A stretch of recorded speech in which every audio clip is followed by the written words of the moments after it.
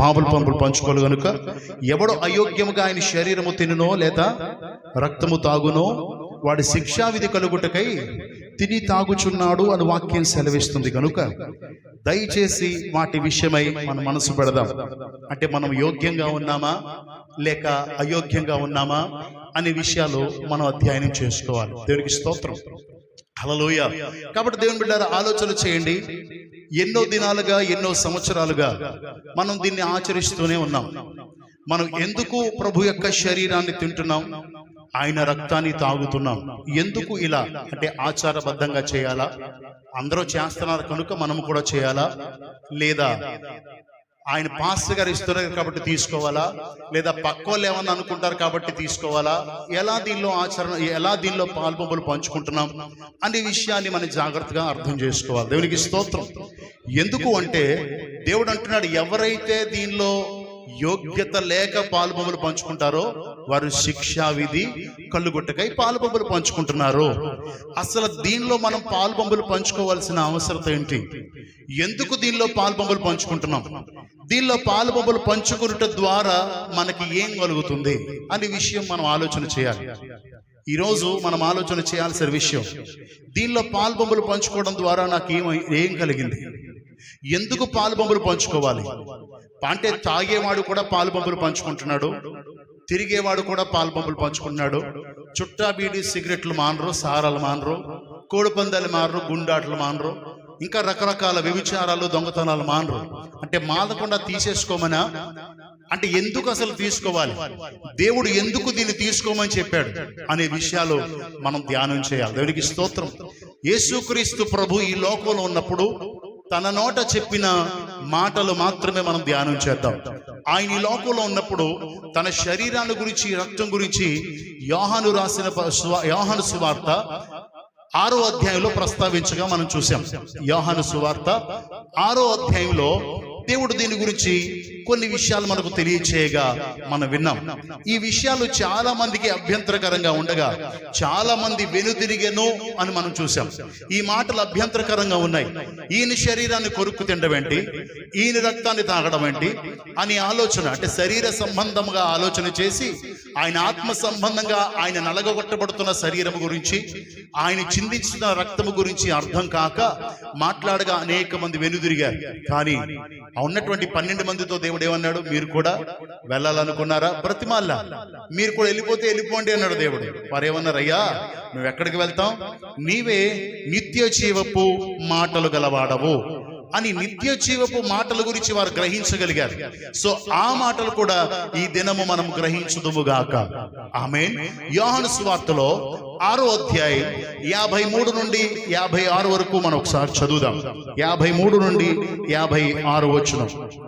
కావున యేసు ఇట్లనెను, మీరు మనిషి కుమారుని శరీరము తిని ఆయన రక్తము త్రాగితేనే కాని మీలో మీరు జీవము గలవారు కారు. నా శరీరము తిని నా రక్తము త్రాగువాడే నిత్య జీవం గలవాడు.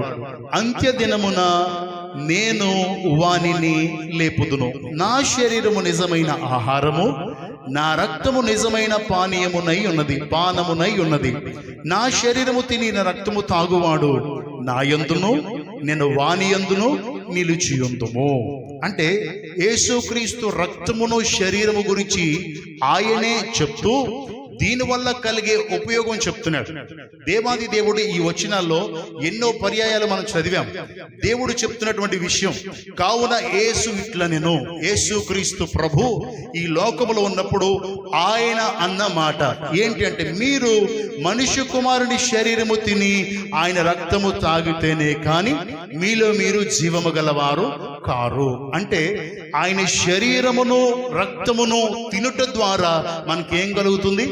జీవము కలుగుతుంది. ఎందుకంటే జీవాహారమును నేనే అన్నాడు గనుక దాన్ని తినే ముందు తినే అర్హత మనకు ఉంది గనుక, అనగా దానిలో పాల్పంపులు పంచుకునే ముందు జీవాధిపతి అయిన యేసయ్య దగ్గరికి వెళ్ళి, ప్రభువా నా కొరకు ప్రాణం పెట్టిన దేవా అని పాప క్షమాపణ ప్రార్థన చేసుకుని జీవించుచున్నామన్న పేరు మాత్రం ఉంది కానీ మృతుల సంఖ్యలో ఉన్న మనల్ని, అనగా జీవము కలిగిన దేవుని ఎరుగక ఎరిగిన నామకార్థమైన జీవితాన్ని జీవిస్తూ జీవించుచున్నామన్న పేరు మాత్రముండి జీవము లేని మనం ఎప్పుడైతే జీవాధిపతి అయిన దేవుణ్ణి సత్యమును ఎరిగి ఆయన దగ్గరికి వెళ్ళామో, ఆయన రక్తములో కడగబడిన తరువాత ఆయన శరీరమును రక్తమును తినడం ప్రారంభించాం. ఇలా తినట ద్వారా ఆయన అంటున్నాడు, మనుష్య కుమారుని శరీరము తిని రక్తము తాగితేనే కానీ నీకేం రాదు, జీవము రాదు.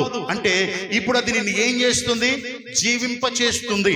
అంటే ఆయనలో జీవముండెను, ఇప్పుడు ఆయన శరీరము ఆయన రక్తము ఇది తీసుకొనుట ద్వారా దేవుడు చెప్తున్నాడు నీలో జీవము కలుగుతుంది. దేవునికి స్తోత్రం, హల్లెలూయా.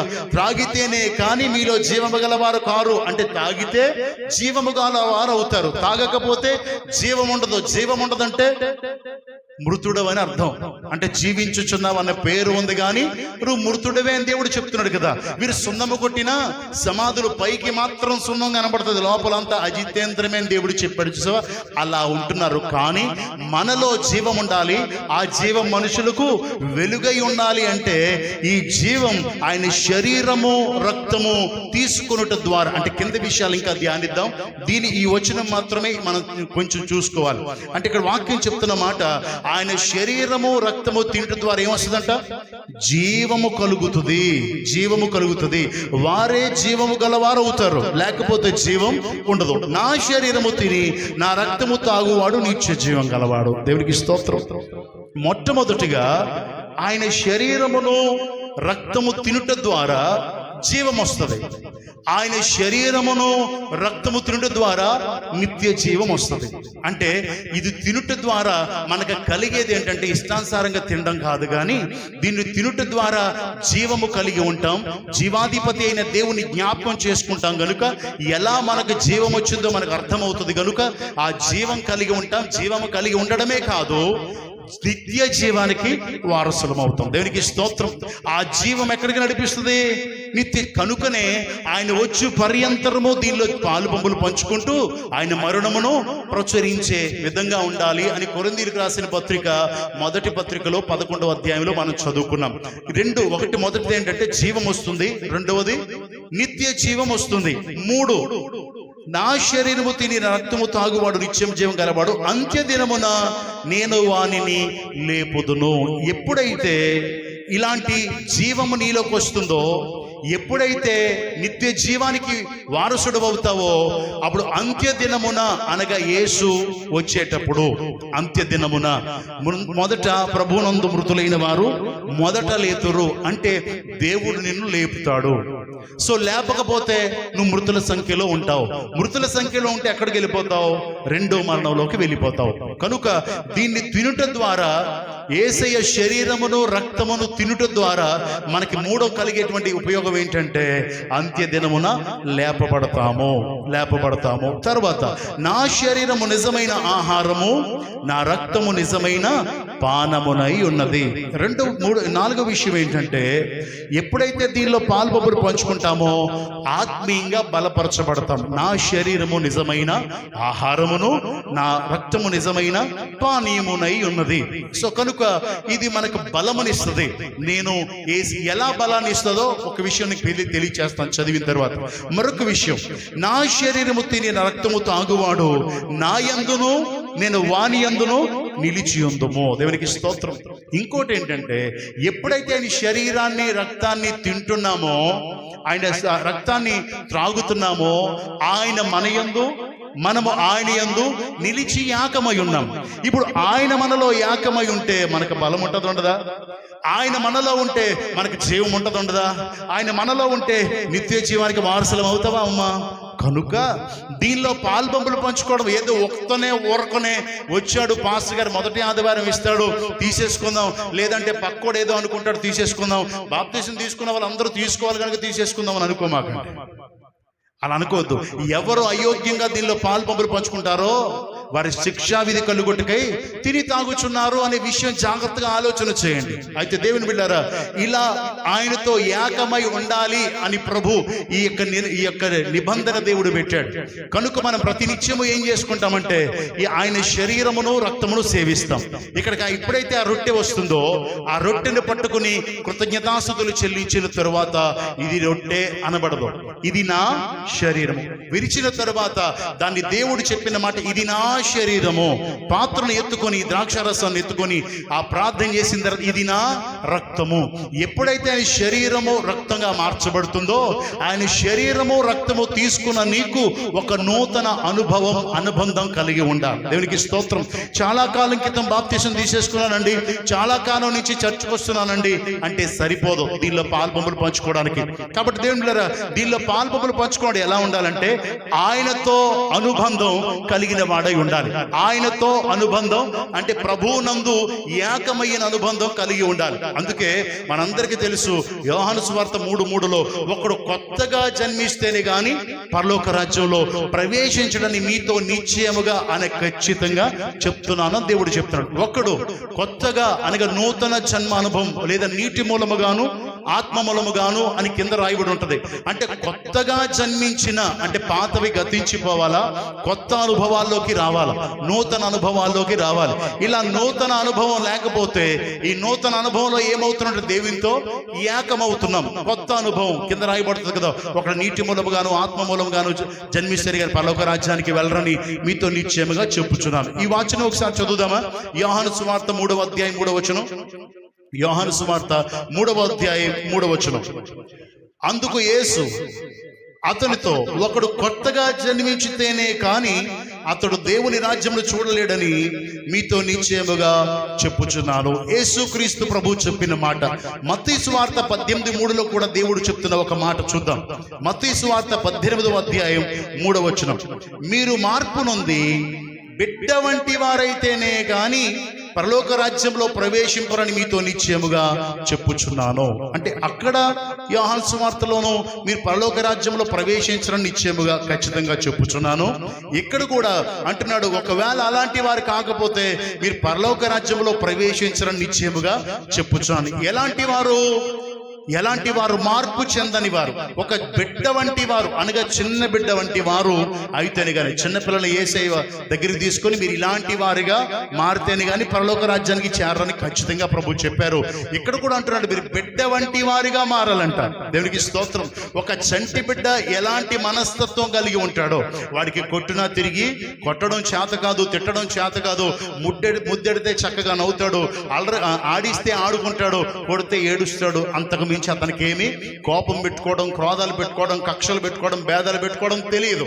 మనం పోయిన వారం మనం ధ్యానించాం, ప్రేమ అపకారమును మనసులో ఉంచుకోదు అని ధ్యానించాం. అపోస్తలుడైన పౌలు చెప్తున్నాడు, నేను కొండలు పెకలించగలిగిన విశ్వాసం ఉన్నా, ప్రవచించే వరమున్నా, పేదలకి నా ఆస్తిని అమ్మేసినా, నా శరీరాన్ని కాల్చడానికి అప్పగించుకున్నా ప్రేమ లేకపోతే మోగిడి కొంచెం వ్యర్థం నేను అని చెప్తున్నాడు. అయితే ప్రేమకు ఉన్నటువంటి నిర్వచనం ఏంటి అంటే యేసుక్రీస్తు అని చెప్పుకుని దానిలో చెప్తాడు. ప్రేమ గురించి చెప్తూ ప్రేమ సహిస్తుంది ఇవన్నీ చెప్పుకొచ్చి పోయిన వారం మనం ధ్యానించిన అంశం ఏంటంటే ప్రేమ అపకారమును మనసులో ఉంచుకోదు. అంటే అపకారమును మనసులో ఉంచుకోలేదు అంటే నీ మనస్తత్వం చంటి బిడ్డ వంటి మనస్తత్వం అని అర్థం. దేవునికి స్తోత్రం. అంటే చంటి బిడ్డ వంటి వాడుగా నువ్వు అవ్వకపోతే, నువ్వు మార్పు నొంది బిడ్డ వంటి వాడిగా మారకపోతే నువ్వు పరలోక రాజ్యానికి వెళ్ళవు. పరలోక రాజ్యానికి వారసుడు కాదంటే నిత్య రాజ్యానికి వెళ్ళడానికి వారసుడు కాదు.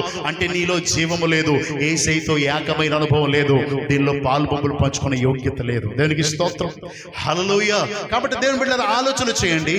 మనమేమనుకుంటామంటే ఆడు పాపం చేశాడు, ఈడు పాపం చేశాడు అని అనుకుంటాం. చాలా మందికి ఉన్నటువంటి అలవాటు, వాడు చూసేవారు వాళ్ళ ఇంట్లో ఎలా చచ్చిపోయాడో, వాడు ఎలా చచ్చిపోయాడు, రోగంతో ఉన్నాడు, వారికి ఇలా జరిగింది అలా జరిగింది, ఆడు చేసిన పాపం అలా జరిగింది అని అనుకుంటాం. కానీ మనం చేసేది మాత్రం ఆలోచన చేయం. ఆ వచనాన్ని ఒకసారి చూద్దామా? లూకాసు వార్త 13వ అధ్యాయం 1 నుంచి 5 వచనాలు చదువుదామండి. 1 నుంచి 5 వచనాలు. పిలాతు కొందరి రక్తము ఆ కాలం అక్కడున్న కొందరు ఈ సంగతి యేసుతో చెప్పగా ఆయన వారితో ఇట్లా, నేను ఈ సంగతులు అట్టి హింస పొందిన వారు గలిలయులందరికంటే పాపులని మీరు తలంచుచున్నారా? కారని మీతో చెప్పుచున్నాను. ఒక్క నిమిషం. అక్కడ గలిలయలో ఉన్న వారిని కొందరిని చంపేశారు. ఇక్కడ తప్ప ఇది ఎక్కడ రాయబడలా. సో చంపేస్తే ఆ విషయం యేసయ్య దగ్గరకు వచ్చి చెప్తున్నారు, ప్రభువా గలిలయలో కొంతమంది ఇదిగో వాళ్ళని చంపేశారు, ఆరాధన చేస్తుండగా ఏదో మొత్తం మీద చంపేశారు అని చెప్తుంటే ప్రభు అంటున్నాడు, వారి పాపముల నిమిత్తమై చనిపోయారని మీరు తలంచుచున్నారా? అలా కాదు అంటున్నాడు. దేవునికి స్తోత్రం. వారు పాపం విషయంలో ఏం చచ్చిపోవాలి, మీరు అలాగేం తలంచుకోవద్దు అని చెప్పి యేసయ్య చెప్పిన మాట చూద్దాం. కారని మీతో చెప్పుచున్నాను, మీరు మారు మనసు పొందని ఎడల మీరందరూ అలాగే నశించుదురు. మీరు దీనిలో పాల్పంపులు పంచుకోవడానికి సిద్ధపడిపోతున్నారు, కానీ ఆడెవడో పాపం చేశాడు, ఈడెవడో పాపం చేశాడు, ఆడి చచ్చిపోయాడు, ఈడు చచ్చిపోయాడు అనడం కాదు. మీరు మారు మనసు పొందకపోతే, చంటి బిడ్డ వంటి మనస్తత్వం నీలో లేకపోతే, బిడ్డ వంటి వాడిగా నువ్వు మార్పు చెందకపోతే నీవు అన్నా నశించిపోతావు, నువ్వే నాశనం వెళ్ళిపోతావు. నాశనం అంటే నిత్య నాశనానికి వెళ్ళిపోతావు అని అర్థం. దేవునికి స్తోత్రం. కాబట్టి మన ఎదుటి వాళ్ళు కళ్ళులో ఉన్న నలుసును చూడక మన కన్నులో ఉన్న దూలాన్ని చూసుకోవడం నేర్చుకోవాలి. చంటి బిడ్డ వలె మనం మారిపోవాలి. కోపాలు, క్రోధాలు, కక్షలు, భేదాలు ఏమీ మానరు. చర్చిలో మాత్రం పాస్టర్ గారు ఇవ్వంగానే చేయి చాపేసి తీసుకుని లటక్కనే వేసేసుకుంటావు నోట్లో.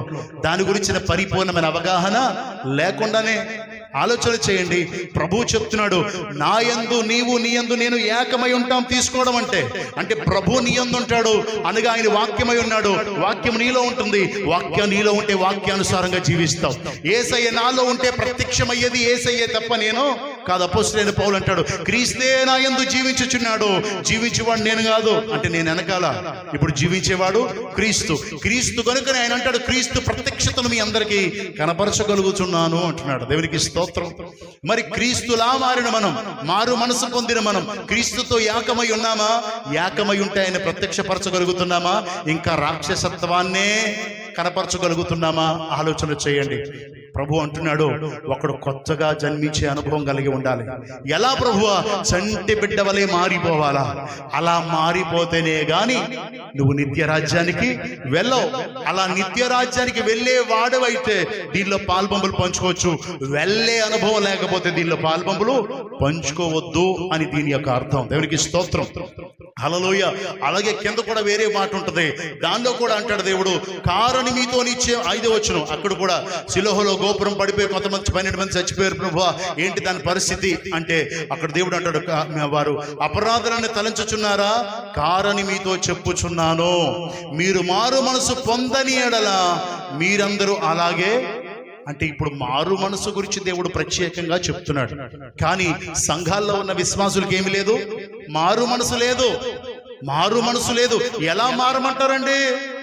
చంటి బిడ్డ వలె మారిపోవాలండి. దేవునికి స్తోత్రం. హల్లెలూయా. క్రీస్తు స్వరూపంలోనికి మారిపోవాలండి. ఆయనలో ఏముంది? ఆయనలో ప్రేమ ఉంది. ప్రభువా ఇంతగా ప్రేమించుటకు ఎప్పటి వారము ప్రేమా స్వరూపి అంటావు. నీలో ఏమి ప్రేమ? కనపరచ. ప్రేమ గురించిన దేవుడు చెప్పినటువంటి 13 కొరింథీయులకు రాసిన మొదటి పత్రిక 13లో ఎలా నిర్వచనం ఇచ్చాడో దానిలో కనీసం ఒక్క అలవాటు కూడా మనలో కనపరచం. దేవుని బిడ్డలారా, ఆలోచన చేయాలని ప్రభు యేసుక్రీస్తు పేర మీకు మనవి చేస్తున్నాను. మనం క్రీస్తునందు ఉండేవారంగా ఉండాలి.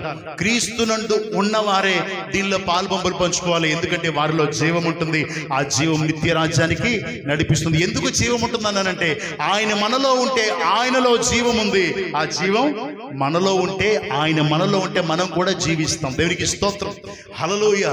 రోమీయులకు రాసిన పత్రిక 6వ అధ్యాయం, రోమీయులకు రాసిన పత్రిక 6వ అధ్యాయం 6 నుంచి కనుక కొన్ని విషయాలు, మరి పూర్తిగా కాకుండా సమయం సరిపోదు కనుక కొన్ని విషయాలు మనం ధ్యానం చేద్దాం. దేవునికి స్తోత్రం. హల్లెలూయా. ఏమనగా మనమింకను పాపమునకు దాసులు కాకుండుట, పాప శరీరం నిరార్థకమగునట్లు సిలువ వేయబడెను అని ఎరుగుదుము. చనిపోయిన వాడు పాప విముక్తుడని తీర్పు పొంది ఉన్నాడు. మనము క్రీస్తుతో కూడా చనిపోయిన ఎడల మృతులలో నుండి లేచిన క్రీస్తు ఇక చనిపోడనియు, మరణమునకు ఇక ఆయన మీద ప్రభుత్వం లేదనియు ఎరిగి ఆయనతో కూడా జీవించుదామని నమ్ముచున్నాము. ఏలయనగా ఆయన చనిపోవుట చూడగా పాపము విషయమై ఒక్కమారే చనిపోయెను గాని ఆయన జీవించుట చూడగా దేవుని విషయమై జీవించుచున్నాడు. అటువలే మీరును పాపము విషయమై మృతులుగాను దేవుని విషయమై క్రీస్తు యేసునందు సజీవులుగాను మిమ్మల్ని మీరే ఎంచుకొనుడి. కాబట్టి శరీర దురాశలకు లోబడినట్లుగా చావునకు లోనైన మీ శరీరమందు పాపమును యాలనీయకుడి. స్తోత్రం, హల్లెలూయా. ఇక్కడ దేవుడు అపోస్తలుడైన పౌలు ద్వారా రాయించి పెట్టిన ఈ మాటను కొంచెం అర్థం చేసుకుందాం. ఏలయగనగా మనం ఇంకను పాపమునకు దాసులు కాకుండుటకు పాప శరీరము నిరార్థకమగునట్లు మన ప్రాచీన స్వభావము ఆయనతో కూడా సిలువ వేయబడనని ఎరుగుతాము. దేవునికి స్తోత్రం, హల్లెలూయా. ఏ భేదము లేదు, అందరూ పాపము చేసి ఉన్నారు అని వాక్యం సెలవిస్తుంది. పాపము చేసి దేవుడు అనుగ్రహించే మహిమను పొందలేకపోతున్నారు. అపోస్తలుడైన పౌలు అంటాడు, నేను క్రీస్తుతో పాటు సిలువ వేయబడి ఉన్నాను. ఇక్కడ వాక్యం స్పష్టంగా చెప్తుంది, ఆయనతో కూడా సిలువ వేయబడి ఉన్నామని ఎరుగుదము. అంటే అపోస్తలుడైన పౌలు చెప్పిన మాట ఏంటంటే, పాపం విషయమే ప్రభు అయిన యేసుక్రీస్తు ఎలా అయితే నా పాపముల కొరకు చనిపోయాడో, ఇప్పుడు నేను కూడా పాపం విషయమై చనిపోయాను, పాప విషయమై చనిపోయాను అని చెప్తున్నాడు. ఇక్కడ కూడా మనం ఏంటి, పాప విషయంలో చనిపోయిన వారమై, సిలువ వేయబడిన వారమై. సిలువ అనగా మీకు చెప్పాను, మరణము. సిలువలో శ్రమ పొందాడు కానీ చివరికి ప్రాణం విడిచిన తరువాతే యేసయ్యను కిందకి దించారు. అంటే సిలువ అనగా మరణం. సిలువనెత్తుకుని నడవడం అంటే మరణాన్ని కూడా తీసుకెళ్ళడం. ఇక్కడ అంటున్నాడు అపోస్తలుడైన పౌలు, నేను క్రీస్తుతో పాటు సిలువ వేయబడి ఉన్నాను అని చెప్పిన ఆయన ఇక్కడ రాస్తున్నటువంటి మాటతో ఆయనతో కూడా సిలువ వేయబడి ఉన్నామని ఎరుగుదము. యేసయ్య ఎందుకు చేత సిలువ వేయబడ్డాడు అంటే, మనము అపరాధముల చేత చచ్చిన వారమే ఉంటుండగా మన అపరాధముల కొరకు ఏ పాపం ఎరుగని ఆయన మన పాపముల కొరకు సిలువ వేయబడ్డాడని తెలుసు. దేవునికి స్తోత్రం. పాప పరిహారార్థ బలిగా మన కొరకు అర్పించబడ్డాడని తెలుసు. కానీ ఈ సత్యము తెలిసిన మనం, ఆయనను అంగీకరించిన మనం యేసుతో పాటు జీవించాలంటే మన మొదటి స్టెప్ ఏం చేస్తామంటే, ఈ సత్యాన్ని గ్రహించిన మనం, పాపము నేను చేయగా నాకు బదులుగా నా ప్రభు ప్రాణం పెట్టాడు, నేను శరీరంతో చేసిన పాపం వల్ల ఆయన శరీరం నలగొట్టబడింది, ఇలా కళ్ళతో కాళ్ళతో చేతులతో అన్నీ మాట్లాడుకుని ఆ తర్వాత మనం మన పాపముల కొరకు చనిపోయిన యేసయ్య పాదాల దగ్గరకు వచ్చి అంటాం, అయ్యా దయతో నన్ను క్షమించయ్యా, నీ రక్తంతో కడుగు, ఇక్కడి నుంచి నా పాత జీవితాన్ని విడిచిపెడుతున్నాను, ప్రాచీన స్వభావాన్ని విడిచిపెడుతున్నాను, ఇక నేను బ్రతకాలంటే నీ కోసమే బ్రతకాలి ప్రభువా, నన్ను బ్రతికించు ప్రభువా అని అడుగుతాం. దేవునికి స్తోత్రం. పాపం విషయమై చచ్చిపోయే అనుభవం కలిగిన వాడు అడిగేటువంటి మాట ఇది. లేదు, చాలా మందికి అనుభవం ఉండదు. యేసునాయన తండ్రి స్తోత్రం అంటారు, తండ్రి కుమార పరిశుద్ధాత్మలో బాప్తిసం అంటాడు, కానీ పాప క్షమాపణ ప్రార్థనే లేని అనుభవాలు. అందరూ వచ్చి బల్లారథంలో పాలుబొమ్మలు పంచుకోవడం. ఒకవేళ ఇలాంటి వారు ఇక్కడ ఉంటే దయచేసి సరిచేయబడాలని ప్రభు యేసుక్రీస్తు పేరు మనం చేస్తున్నాను. దేవుని బిడ్డారా, ఎప్పుడైతే యేసయ్య పాదాల దగ్గరికి వెళ్తామో పాపం విషయమే చచ్చిపోతాం. అయ్యా నా పాపాలు క్షమించు, ఇక నేను పాపిగా బతకూడదనైనా, నా పాప జీవితాన్ని ఇప్పుడే ప్రభు ఇక్కడ ప్రభు విడిచిపెడుతున్నాను ప్రభు, తూర్పు నుండి పడమటికి ఎంత దూరమో నా పాపం అంత దూరం చేస్తానన్నావు, క్షమించి నన్ను జ్ఞాపకం చేసుకుని నన్ను కడిగి నీ సొత్తుగా చేసుకోవా అని ప్రార్థన చేస్తాం. దేవునికి స్తోత్రం. ఎప్పుడైతే అలాంటి ప్రార్థన చేస్తావో, నీ పాపం విషయమై నిన్ను నీవు చంపేసుకుంటావో నీ దేహాన్ని, అప్పుడు యేసయ్యతో పాటు సిలువ వేయబడినట్టు లెక్క. అప్పుడు యేసు రక్తంలో నువ్వు కడగబడతావు. ఆయన పరిశుద్ధుడు కనుక నువ్వెలా ఉంటావు? పరిశుద్ధంగా ఉంటావు. దేవునికి స్తోత్రం. ఆయన పరిశుద్ధుడు కనుక మీరును పరిశుద్ధులై ఉండండి. యేసు రక్తంలో కడగబడుట ద్వారా మనం పరిశుద్ధపరచబడుతున్నామని తెలుసు. దేవునికి స్తోత్రం. యేసయ్య చనిపోవుట చూడగా పాపాల విషయమే చనిపోయాడో, తిరిగి లేచుట చూడగా పరిశుద్ధుడై లేచాడు. దేవునికి స్తోత్రం. అలా ఎప్పుడైతే ఆయనను అంగీకరించావో, ఆయన పాదాల దగ్గర ప్రార్థించావో, ఆయనతో పాటు సిలువ వేయబడిన అనుభవంలోకి వచ్చేసావో, ఆయన పాపం విషయమే చనిపోయినట్టుగా పరిశుద్ధుడై లేచినట్టుగా నీవు కూడా పాపం విషయమై చనిపోయి ఆయన రక్తంలో కడగబడి పరిశుద్ధుడిగా లేస్తావు. దేవునికి స్తోత్రం. హల్లెలూయా. అప్పుడు అంటావు, క్రీస్తు నా యందు జీవించుచున్నాడు, నేను జీవించేది నేను క్రీస్తుతో పాటు సిలువ వేయబడ్డాను, ఇక జీవించేవాడును నేను కాదని అపోస్తలుడైన పౌలు చెప్పినట్టుగా అదే అనుభవం మనకి నేర్పిస్తున్నాడు. ఇక్కడ అంటున్నాడు ఆయన చెప్పినటువంటి మాటలో, మన ప్రాచీన స్వభావము ఆయనతో కూడా సిలువ వేయబడిన. మన అపోస్తలుడైన పౌలు ప్రాచీన స్వభావం మనందరికీ తెలుసు కదా. కొట్టేవాడు, తిట్టేవాడు, హింసించేవాడు, క్రైస్తవులు కనబడితే చాలు చెరసాల్లో వేసేవాడు. అలాంటి వాడు ప్రాచీన స్వభావాన్ని ఎప్పుడైతే యేసుతో పాటు సిలువ వేయబడిన అనుభవంలోకి వెళ్ళిపోయాడో మళ్ళీ కనబడిందా?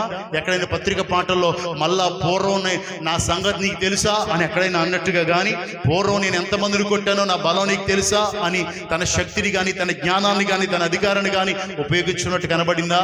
అంటే ఎలాగైతే తన ప్రాచీన స్వభావం మారిపోయిందో ఇక్కడ అంటున్నమాట, మన ప్రాచీన స్వభావం ఆయనతో పాటు సిలువ వేయబడినని ఎరుగుతామో. ఎవరైతే మార్చుకుంటారో, తన జీవితాన్ని మార్చుకుంటారో, పాత జీవితానికి స్వస్తి చెప్పి నవీన స్వభావాన్ని అనగా దేవుని ఆత్మ అనుగ్రహించే ఆ స్వభావం కొరకు మనం అడుగుతామో, వారందరూ ఎవరితో సిలువ వేయబడ్డారు? యేసుతో పాటు సిలువ వేయబడి ఉన్నారని ఎరుగుతాము. అంటే పాపాలకి ఎక్కడ పరిహారం దొరికింది? సిలువలో గనుక. మన పాప ప్రాయశ్చిత్తం కొరకు ఆయన రక్తం చిందించాడు గనుక ఆయన పాదాల చెంత ఆయన మనల్ని కడిగి పరిశుద్ధుడిగా పరిచి ఆ సిలువ యాగంలో మనం కూడా పాల్పంపులు పంచుకునే కృపణిస్తున్నాడు. దేవునికి స్తోత్రం, హల్లెలూయా. అయితే దేవుని బిడ్డారా, ఇప్పుడు అలా ఎరుగుదము, చనిపోయిన వాడు పాప విముక్తులను తీర్పు పొంది ఉన్నాడు. మనము క్రీస్తుతో పాటు చనిపోయిన ఎడలా, ఎలాగైతే అపొస్తలుడైన పౌలు క్రీస్తుతో పాటు ఎక్కడ చనిపోయాడు? ఆయన సిలువ మీద చనిపోయాడు గనుక అలాంటి అనుభవంలో మనము ఉన్న ఎడలా, మృతులలో నుండి లేచిన క్రీస్తు ఇక చనిపోడనియు మరణము ఇక ఆయన మీద ప్రభుత్వం లేదనియు ఎరిగి ఆయనతో కూడా జీవించదుమని నమ్ముదుము. ఎవరితో కూడా జీవిస్తాం ఇప్పుడు? ఆయనతో. అంటే ఆయన మనతో, మనము ఆయనతో. ఇంకో వచనం చదువుదాం. పాప విషయం ఒకమారు చనిపోయిను గాని ఆయన జీవించుచున్న అటువలే మీరు పాపం విషయమై మృతులుగాను దేవుని విషయమై యేసు క్రీస్తునందు సజీవులుగాను మిమ్మల్ని మీరే ఎంచుకొనుడి. దేవునికి స్తోత్రం, హల్లెలూయా. ఎటువలే మాదిరి? ఎటువలే? క్రీస్తు వలే. యేసయ్య ఎలా అయితే పాపం విషయమై చనిపోయి పరిశుద్ధుడిగా లేపబడ్డాడో, ఎలా అయితే పాపాల విషయం ఒక్కమారే చనిపోయాడో, చూడగా దేవుని విషయమై జీవించుచున్నాడో, అటువలే మనం కూడా పాపం విషయమై అలా చనిపోయిన అనుభవం కలిగి ఉండాలి. 6 రోజులు పాపం చేసేసి మళ్ళా రోజున క్షమించండి నాయన తండ్రి ప్రభు అని తీసేసుకుని మళ్ళీ పాపం చేసేవారిగా కాదు, అలాంటి వారిగా ఉండకూడదు. ఇక్కడ అంటున్నాడు క్రీస్తు వలె. మాదిరి ఎవరు మనకి?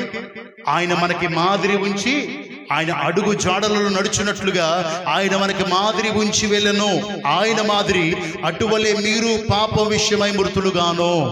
అంటే ఎప్పుడైతే పాప విషయమై చచ్చిపోయావో నీ శరీరం పాపానికి స్పందించకూడదు. అందుకే కింద రాయబడింది కదా, శరీరమందు పాపము, మీ శరీరమందు పాపము ఏలనివ్వద్దు, ఏలుబడి చేయనివ్వద్దు. అప్పటి వరకు నీ కోపం ఎక్కువ. అపొస్తలుడైన పౌలుకి చాలా కోపం, చాలా రోషం. యేసుక్రీస్తును దేవుడు అనే వారిని చంపడానికి కూడా సిద్ధపడినంత కోపం ఆయనకి. సో ఆయన మారిపోయినట్టుగా ఆయన చూపిస్తున్నాడు. ఇక్కడ మనం కూడా అలా మారిపోవాలి. మన ప్రాచీన స్వభావం చనిపోవాలి. చనిపోవడం గురించి మీకు చాలాసార్లు చెప్పాను. మృతులుగాను, పాపం విషయమే మృతులుగాను అంటే ఇప్పుడు ఒకవేళ నా శరీరం ఏదైనా పాపం చేయడానికి, ఫర్ ఎగ్జాంపుల్ వ్యభిచారం, మరోలా అనుకోద్దు, వ్యభిచారం చేయడానికి శరీరం సహకరించకపోతే నా శరీరం అయినట్లు దాని విషయమై దాని విషయమై నేను చనిపోయినట్టు. సో అలా దీని ఎగ్జాంపుల్ మాత్రమే చెప్పాను. అలా ఇంకా లోతుకి వెళ్ళడం బాగోదు కనుక అలా ఏ పాపం వచ్చినా శరీరం స్పందించకూడదు. మంది ఏ అంటే నేను క్రీస్తుతో పాటు సిలువేయబడ్డాను, నేను పాపం విషయమై చనిపోయాను. కానీ అలా ఉండడం లేదు కదా. మనం ఇక్కడ బలారాధన తీసుకుంటాం, స్తోత్రం నాయన తండ్రి ప్రభు అంటాం, దేవుడి స్తుతించి అంటాం, నా మట్టుకు నేను బిడ్డలారా అని చెప్తాను. కానీ కిందకి వెళ్ళేపాటికి అన్నీ నార్మల్గానే ఉంటాం. కానీ క్రీస్తు అలా లేదు. అటువలే క్రీస్తు వలె మీరు కూడా పాప విషయమే ఒక్కమారే చనిపోయే అనుభవంలో ఉండాలి. దేవునికి స్తోత్రం, హల్లెలూయా. మృతులై దేవుని విషయమై క్రీస్తునందు సజీవులుగా మిమ్మును మీరే ఎంచుకొనుడి. దేవునికి స్తోత్రం. అపొస్తలుడైన పౌలు అంటున్నాడు, ఇక నేను జీవించడం లేదు, క్రీస్తే నా యందు జీవించుచున్నాడు. ఎక్కడ అంటున్నాడు? క్రీస్తునందు సజీవులుగా. దేవునికి స్తోత్రం. అంటే మనం ఎవరో యందు సజీవులు అవుతున్నాం? జీవించుచున్న పేరుంది కానీ జీవము లేని స్థితిలో ఉన్న మనం యేసు రక్తములో కడగబడుట ద్వారా, జీవాధిపతి అయిన దేవుడు మనలోనికి ప్రవేశించుట ద్వారా, ఆయన జీవం మనలో ఉండటం ద్వారా మనం జీవం కలిగి ఉన్నాం. దేవునికి స్తోత్రం, హల్లెలూయా. దేవుని నామమునకు మహిమ. ఆయనలో జీవముండెను, జీవం మనుషులకు వెలుగై ఉండెను. వెలుగు జీవం ఆయనే. నేను వెలుగై ఉన్నాను అన్నాడు, నేను జీవమై ఉన్నాను అన్నాడు. కనుక ప్రియమైన దేవుని బిడ్డారా, అలాంటి జీవం మనలో ఉందని మనం ఎంచుకోవాలి అంటున్నాడు. అంటే అటువలే మీరును పాప విషయం మృతులు, దేవుని విషయం క్రీస్తు యేసునందు సజీవులుగా మిమ్మల్ని మీరే ఎంచుకోండి. అంటే దేవుని బిడ్డారా, ఎప్పుడైతే పాప క్షమాపణ ప్రార్థన చేసావో నీకు ఉండాల్సిన నమ్మిక, నీకు ఉండాల్సిన విశ్వాసం ఏంటంటే యేసయ్య నా పాపాలన్నీ కడిగాడు, ఇక నా శరీరం పాపానికి స్పందించకూడదు, నా శరీరం పాపం వైపుకి పరిగెట్టకూడదు, ఇక నేను పరిశుద్ధుడిని. దేవునికి స్తోత్రం. యేసు రక్తంలో కడుగుబడుట ద్వారా మనకు పరిశుద్ధత, పవిత్రత వస్తున్నాయి. మనం పరిశుద్ధులము, పవిత్రులము గనుక ఇక శరీరముతో ఏ పాపము చేయకూడదు. అలా చేయకుండా ఎప్పుడైతే యథార్థంగా, నీతిగా, పరిశుద్ధంగా జీవిస్తామో వాక్యం అంటది, క్రీస్తు యేసునందున్న వారికి ఏ శిక్ష అంటే ఇందాక చదివాం. అలా దీనిలో పాలు పంచుకోవడం వల్ల ఆయన యందు మనము, మన యందు ఆయన ఉంటున్నాము. ఇలా పాప క్షమాపణ ప్రార్థన చేసి యేసు క్రీస్తు ప్రభు పాదాల దగ్గర పాపాలు ఒప్పుకొని మనం ఆయన జీవాన్ని మనం ప్రసాదించడం ద్వారా మనం ఆయన ద్వారా జీవిస్తున్నాము. ఇలా ఆయన మన యందు జీవించడం ద్వారా ఏ శిక్ష మనకి రాదు, అంటే అయోగ్యత ఉండదు. ఎవడో అయోగ్యంగా ఆయన శరీరము తినునో లేదా రక్తము తాగునో శిక్షా విధి కలుగుటకి తిని తాగుచున్నాడు. ఎవడు క్రీస్తునందుంటాడో వాడికి శిక్షా విధి లేదు, అంటే అయోగ్యత ఉండదు. దేవునికి స్తోత్రం. అంటే అయోగ్యత లేకుండా యోగ్యంగా పాలు పంపులు పంచుకోవాలంటే మళ్ళీ చెప్తున్నాను, ప్రాచీన స్వభావాన్ని విడిచిపెట్టి నవీన స్వభావాన్ని ధరించి అనగా చిన్న బిడ్డ వంటి స్వభావం నీకు రావాలి. దేవునికి స్తోత్రం. హల్లెలూయా. ప్రభునామానికి మహిమ కలుగునుగా. అలాంటి అనుభవంలో లేక, అలాంటి పాప క్షమాపణ ప్రార్థన చేయక మనమందరము కలిసి ఏమనుకుంటున్నామంటే ఆయన బల్లారదని చెప్పాడు కనుక మనం బల్లారదని నెలకోసారి ఆచరిస్తే సరిపోద్దులే, మాస్టర్ గారు ఏదో ప్రార్థన చేస్తారో చేతులు పెడతాడో తినేసి వెళ్ళిపోవడమేనా? కాదు. మళ్ళీ చెప్తున్నాను, ఇది తినుట ద్వారా పాప క్షమాపణ ప్రార్థన చేసుకుని బాప్తిసం తీసుకున్న నీవు ఇది తినుట ద్వారా జీవమును, ఇది తినుట ద్వారా నిత్య జీవమును, ఇది తినుట ద్వారా నీవు అంత్యదినము లేపబడుటను, ఇది తినుట ద్వారా నీకు బలము, శక్తి, ఈ తినుట ద్వారా ఆయనతో నీవు, నీతో ఆయన శరీరము నా శరీరంలో మిళితమైపోవడం. ఎందుకంటే నీ చేతిలోకి వచ్చింది ఏమనుకోవాలి నువ్వు? రొట్టె ముక్క అని కాదంట, ఆయన శరీరం. ఇప్పుడు ఆయన శరీరం ఏం చేసుకుంటున్నావు? నీలో తీసుకోవటం ద్వారా ఆయన నీలో ఉన్నాడు. ఇప్పుడు అదే యోచించాలి నీవు. ఇప్పుడు ఆయన శరీరము నా శరీరము మిళితమైంది, ఆయన రక్తము నా రక్తములో మిళితమైంది. ఇప్పుడు ఆయన స్వభావం నాకు ఉండాలి. దేవునికి స్తోత్రం. హల్లెలూయా. ఆయనలా నేను ఉండాలి, ఆయనను ప్రత్యక్షపరిచేలా ఉండాలి. ఇక జీవించేవాడును నేను ఆయన యందు, క్రీస్తు యందు జీవము అని రాయబడి ఉంది కనుక క్రీస్తు యందున్న జీవం మన యందుంటే క్రీస్తే ప్రత్యక్షం అవుతాడు. దేవునికి స్తోత్రం. హల్లెలూయా. పక్కోళ్ళంటే పడదు, ఇంట్లోళ్ళంటే పడదు, భార్య అంటే పడదు, భర్త అంటే పడదు, అమ్మా నాన్న అంటే పడదు, బల్లారదల్లో రెడీ. సుయోగ్యత ఉందా? అమ్మా నాన్న అంటే కనీసం ఆ మాత్రం వివేకం ఉందా? ఏంటి, దేవుడు తల్లిదండ్రులను సన్మానించమన్నాడే. అలా కాదండి, మా అమ్మ మంచిది కాదండి, మా నాన్న మంచోడు కాదు, మీకు తెలియదండి. అవి అయితే దేవుడు స్పష్టంగా రాయించి పెట్టాడు కదా. నీ అమ్మా నాన్న ఎటువంటి వాడు నీకు అనవసరం, వారి ద్వారా నీ దేవుడు నీ లోకానికి పంపాడు కనుక దేవుడు అన్నాడు, నువ్వు అమ్మా నాన్నను, నీ తల్లిదండ్రులు సన్మానించుము. ఉందా?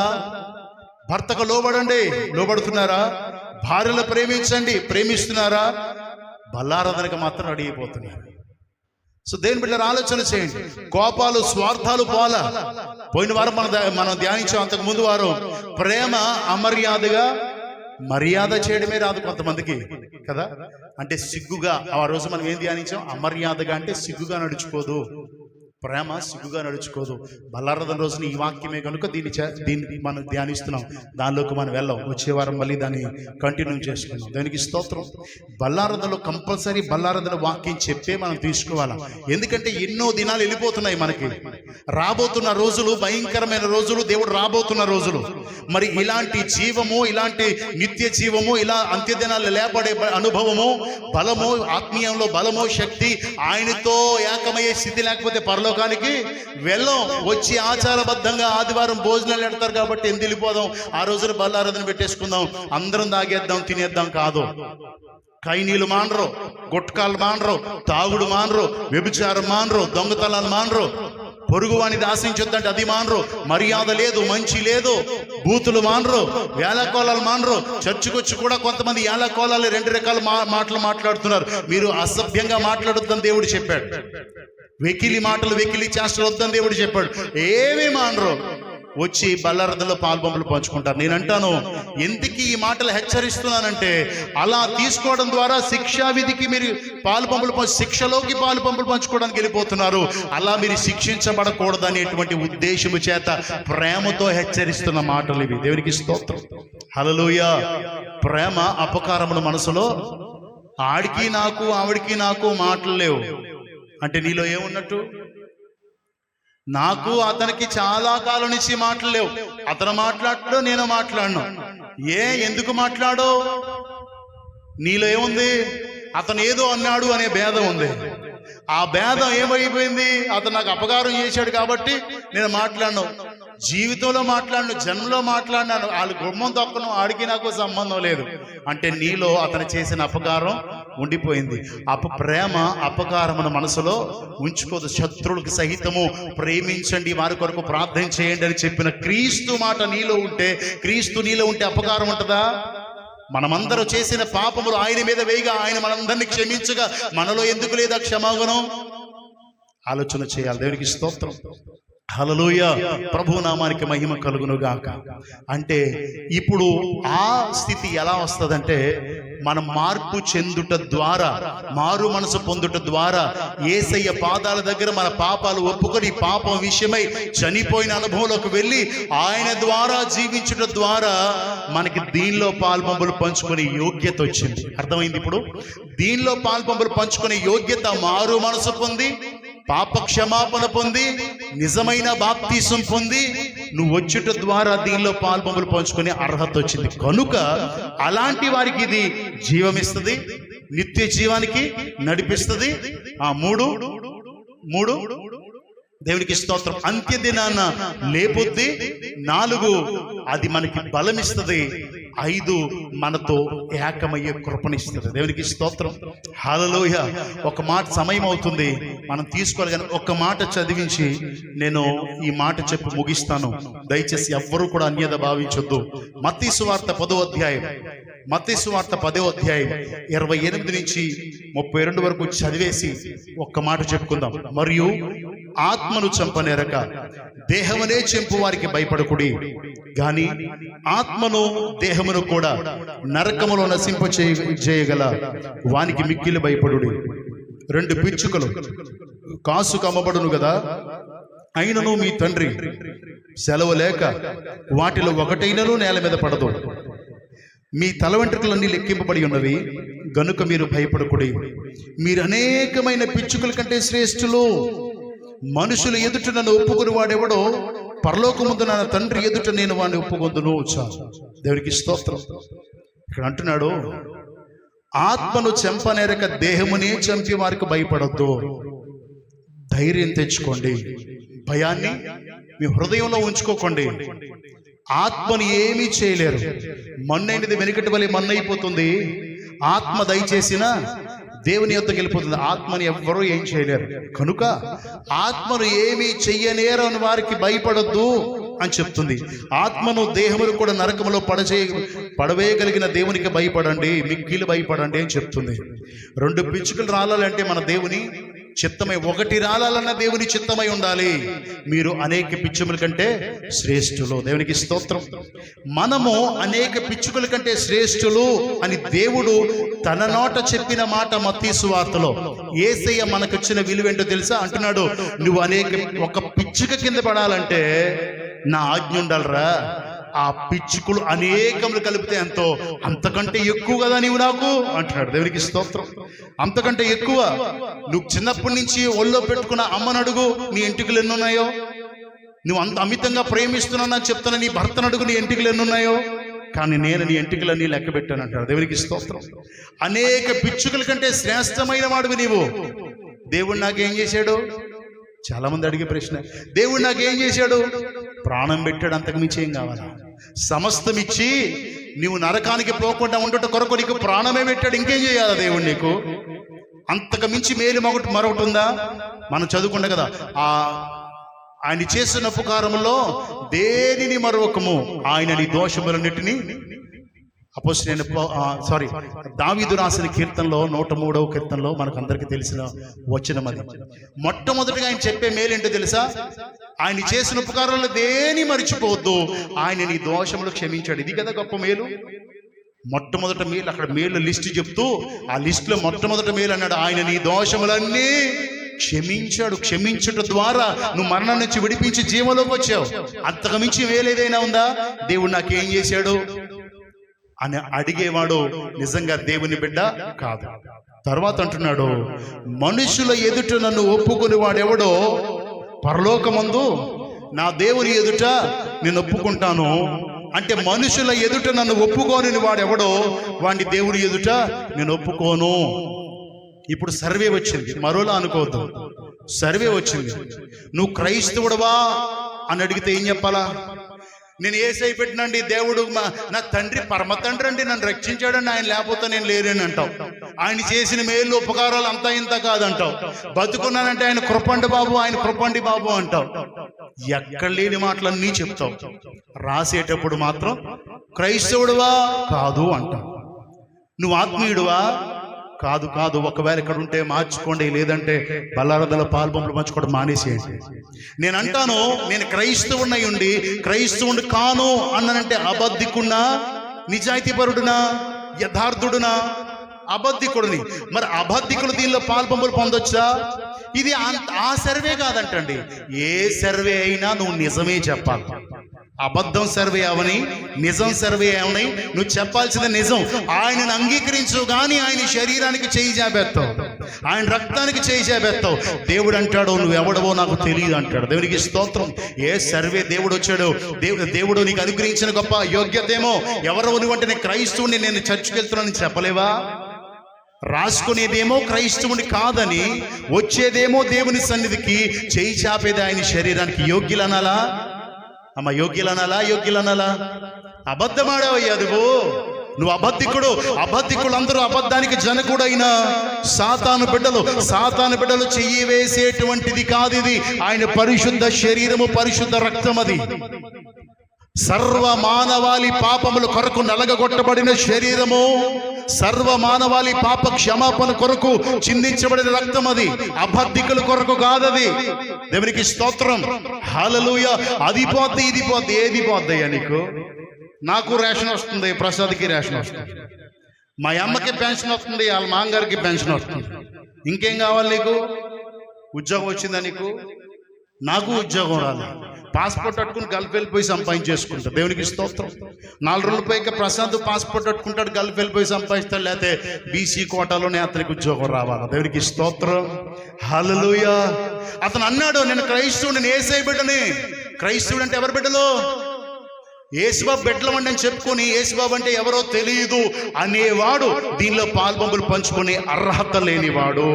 సేవకుడైనా విశ్వాసి అయినా, అది నేనైనా సరే, ఈవెన్ నేనైనా సరే, ఇలా చెప్పేసి రాయించుకొని నీకు ఇచ్చేసినంత దేవుడు అంటాడు, నువ్వు యోగ్యుడివే కాదురా, ఇవ్వడానికి నీవెవడవరా అంటాడు. దేవునికి స్తోత్రం. హల్లెలూయా. ప్రజల ఎదుట ఒప్పుకోని వాడిని దేవుడు అంటున్నాడు, నేను కూడా నేను ఒప్పుకోను. అంటే నీకు నాకు సంబంధమే లేదు. నీకు నాకు సంబంధం లేనప్పుడు నా భోజనం నువ్వెలా తింటావురా? అంతే కదా. నాకు నీకు సంబంధం లేదు, నువ్వు ఎవరివో నాకు తెలియదు. అలాంటప్పుడు నా ఇంటికి వచ్చి నా పరిశుద్ధ భోజనంలో నువ్వు చెయ్యి వేయడానికి ఏమడవు? నువ్వు ఏపాటి వాడివి? అందుకే శ్రమలు, శోధనలు, ఇబ్బందులు. అందుకే చాలా మంది బలహీనులను, రోగులై ఉన్నారు, చాలా మంది నిద్రించి ఉన్నారు. ఒకవేళ ఎక్కడున్నా బాధపడకండి, దేవుడు హెచ్చరిస్తున్నాడు, సరి అవ్వండి.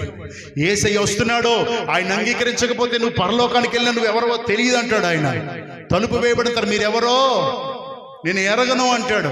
చేసే భక్తి ఉన్నటువంటి సమయం 2 గంటలు కూర్చోవడం వ్యర్థం. అలాంటి ముందే మానేయడమే బెటర్. మానేసి ఇంటికాడ ఉండడం బెటర్ నీకు. అలాంటి వేషధారణ జీవితం వద్దు. దేవుడు పాపిని క్షమిస్తాడు కానీ వేషధారాన్ని మాత్రం అంగీకరించడు, యాక్సెప్ట్ చేయడు. మీకు తెలియక ఒకవేళ రాసేస్తే నో ప్రాబ్లం. తెలిసి రాయించుకున్నావా? కొంతమంది తెలియక రాసేసారు, నో ప్రాబ్లం. దాని గురించి నేను ఏమండం లేదు. తెలిసి నువ్వు రాయించుకున్నావా? నువ్వు యేసయ్యను అంగీకరించడం లేదు. యేసయ్యను అంగీకరించిన వాడికి ఈ బల్లారదంతో పనే ఉంది. అంటే మనుషుల ముందు ఒప్పుకోవు కానీ చర్చిలో చేయి చేపేస్తావా? చర్చిలో తీసుకోవడానికి సిద్ధపడిపోతావా? అదేనా నీ వాక్యం చెప్పింది? అదేనా నూతన జన్మ అనుభవం? క్రీస్తుతో జీవించడం అంటే, క్రీస్తు నీ యందు ఉండడం అంటే అదేనా? అందుకే అపోస్తలుడైన పౌలు అంటాడు, బ్రతుకుట క్రీస్తు, చావైతే. ఎందుకంటే క్రీస్తు తన యందు ఉన్నాడు కనుక అంటున్నాడు, బ్రతికితే క్రీస్తు కోసం బ్రతుకుతా, లేకపోతే ఆయన కోసం చచ్చిపోతాను. ఏ ప్రభుత్వం నుంచి వచ్చి నాకు వద్దు అంటున్నాడు. దేవుడికి స్తోత్రం, హల్లెలూయా. దేవుడు మమ్మల్ని ఆశీర్వదించలేదా? మా కుటుంబం ఆశీర్వాదకరంగా లేదా? ఆయనను అంగీకరించిన వాణ్ణి భూమి మీద సంపన్నులుగా చేస్తాడు దేవుడు. దేవునికి స్తోత్రం. మరి ఎందుకయ్యా ఈ స్థితి? నువ్వు అంగీకరించక, ఆయన మీద ఆధారపడక, ఆయనను ఆశ్రయించక. మరొకసారి చెప్తున్నాను, ఎవరైతే పరిపూర్ణమైన మారు మనసు అనుభవంలో లేరో వారెవరూ కూడా దీనిలో పాల్పొంపులు పంచుకోమకండి. లేదు నేను యోగ్యుణ్ణి, లేదా ఈ సమయం అందే యేసయ్య పాదాల దగ్గర మోకరించి, అయ్యా నన్ను క్షమించు, తెలియక ఇలా చేశాను, తెలియక కోపపడ్డాను, తెలియక వ్యభిచారంలో ఉన్నాను, తెలియక దొంగతనంలో ఉన్నాను, తెలియక బూతులు మాట్లాడాను, తెలియక కైనాలు కిటికీ ఆ కైనీలు కిల్లీలు ఇవన్నీ వేశాను, దయతో క్షమించు. ఒకవేళ నీ మనసులో క్షమాపణ అడగకపోతే సేవకుడు చూడలేదేమో గాని దేవుడు చూస్తూ ఉన్నాడు నీ హృదయాన్ని. కనుక చేద్దాం చిన్న ప్రార్థన. అందరం మోకరించి ఆయన శరీరమును రక్తమును సేవించే ప్రతి వారు నోరు తెరిచి ప్రార్థించాలయ్యా.